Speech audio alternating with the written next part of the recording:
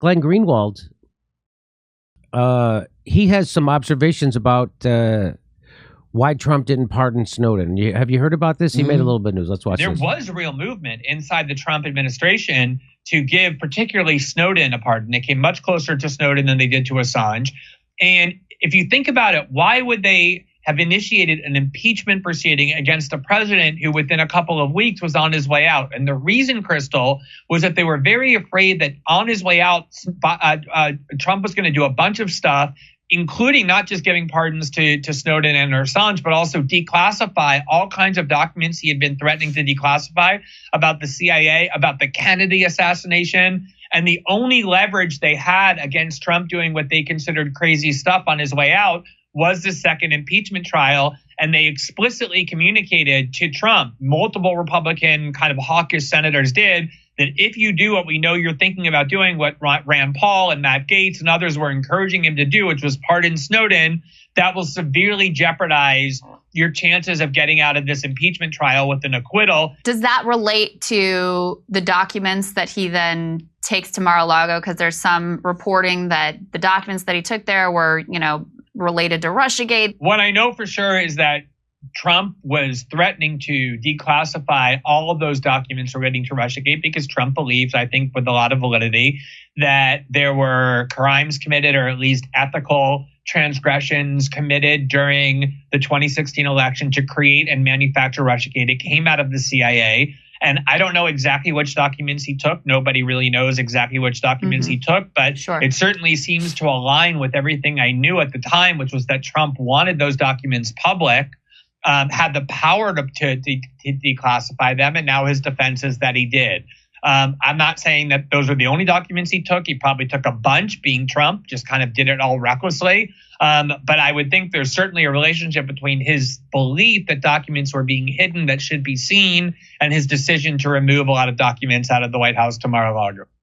Now, what do you make of that, Aaron? Let me bring in Aaron Matze, who won an award for debunking Russiagate, the I.F. Stone Izzy Award. So what do you make of that?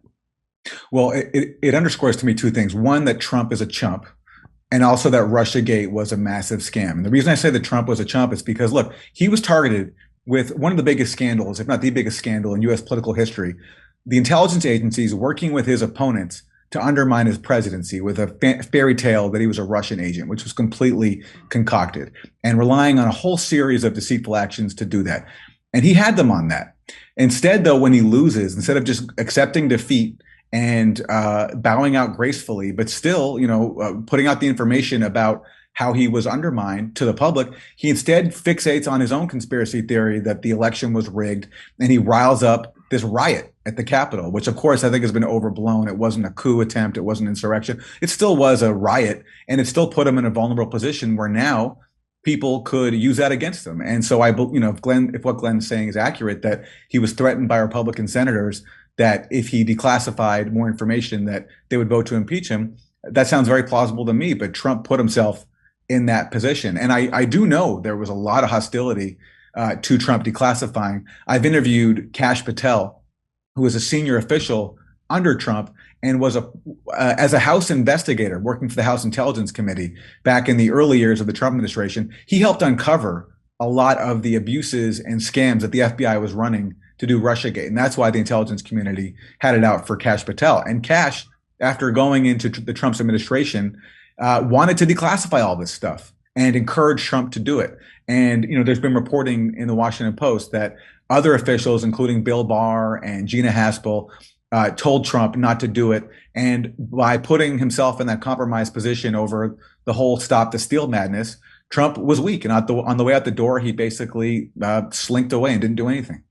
So instead of, none of the things that anybody hoped he would do, he did. He didn't do anything. But because it was, I figured that was. Have you seen I saw this on a long time ago, it feels like. And I wasn't even watching. I was like a clip of when Candace Owens interviewed Trump and asked him, why didn't you pardon Snowden and Trump, and I've never seen this ever before. He got like sheepish, like, well, I really should have done that. And I'm like, never heard him say anything like that before. And I don't even remember who was reporting it, but I heard this before. They said McConnell. I think Lindsey Graham. Those are the names I heard. And that told Rubio. him, we won't back you up Right. if you do this. And that we'll vote to impeach And so you. then he was like, well, I can only do good from the inside, right? Yeah. And he's just like all the rest of punk, you know? And people are trying to make, well, some people are saying this. Trump was a coward not releasing the files, a murderer authorizing the assassination of unnamed General Soleimani, an international crime, not pardoning Snowden and Assange. He's part of the problem. Epstein died on his watch. He had horrible attorney generals and a huge military intelligence budgets. That's very, very well said. That's all that stuff is true, right? Also, here's someone says Trump made a big deal about declassifying the JFK files in 2017, a deadline that had been set 25 years prior. And the CIA told him not to, and then he didn't because he's a pussy. Yep. And Jimmy, you know, what the Trump presidency really underscores also is the power of the unelected national security state. Right. I mean, the right permanent before Trump, state, the permanent state. Right before Trump came into office, you know, Chuck Schumer said to Rachel Maddow that Trump was being stupid because he was messing with the intelligence community, and they have 6 ways from Sunday to get back at you. He's basically saying that the intelligence community can sabotage an elected president. That's exactly what happened. And we saw that repeatedly when Trump ordered U.S. troops to withdraw from Syria. What happened? The permanent war bureaucracy just refused to implement his orders and lied to him. Lied about the troop numbers. James Jeffrey, who was a top official for Syria, admitted that. So Trump appointed all these people who constantly undermine his stated agenda. And, you know, so it's not all entirely his fault. But he does deserve, I mean, a huge amount of blame for appointing people who undermine the policies that he claimed to want to undertake and putting himself in a position where they could leverage January 6th against him. Wait, are you saying he shouldn't have appointed Omarosa from The Apprentice? Now, what Glenn Greenwald has said seems obvious to anybody who actually knows anything about the situation. It seems that's 100% plausible, and it's likely. Yeah. This is what they say on Twitter. You go to shitlib Twitter. This is what they say. Glenn is going full tinfoil hat. That's what they're saying about his. It's not. But is that a British spelling of tinfoil, or is he spelling it wrong? And that's not the only one like that. Like there's lots of these. You can go find. Oh, Glenn has really lost it, going crazy. He's got. Never, by the way, Jimmy, you know. Go ahead. By the way, that message to Trump about Snowden and Assange, that was also reported by CNN.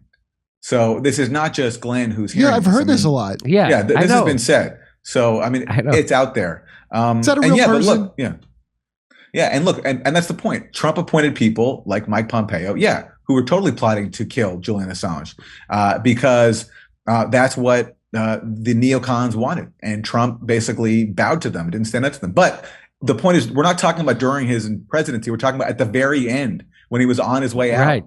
And had a couple of days left and could have done this and was thinking about it. That's when he caved. Because he couldn't run again if another impeachment happened. Right? Yeah. If the Senate would have went along with that, he couldn't run again. Right? That was the big deal, right? Hey, exactly. Just because the JFK thing that they delayed for 25 years and now another 30 years, like, you don't have to automatically assume it's going to be so bad. The information that they have to keep pushing, revealing it. I think you're gonna find out JFK got a vaccine. Oh man! Well, we can speculate. We can put on our tinfoily hats, as it's spelled there. Yeah, tinfoily. That's why they're keeping. There was no second shooter. It was a second shot, a second booster on the grassy knoll. There was a booster at the grassy knoll. I've said that. Well, it's pure speculation. It is pure speculation. And it'll be sealed for 100%. Aaron Mate, everybody check out Mate's his Substack, mate.substack.com. Thanks for coming on, pal. Thank you, JD. Good to see you. Have fun on Tucker. Tell him I said hello. Will do. Bye, guys. Okay, bye. We're doing stand-up comedy in Virginia Beach, Richmond, Virginia, Arlington, Virginia, San Jose, California, Miami, Florida, West Palm Beach, Denver, Palm Springs, Austin, Texas. Go to jimmydorecomedy.com for a link for all the tickets. And while you're there, join our premium program. You get to see my new stand-up special coming out.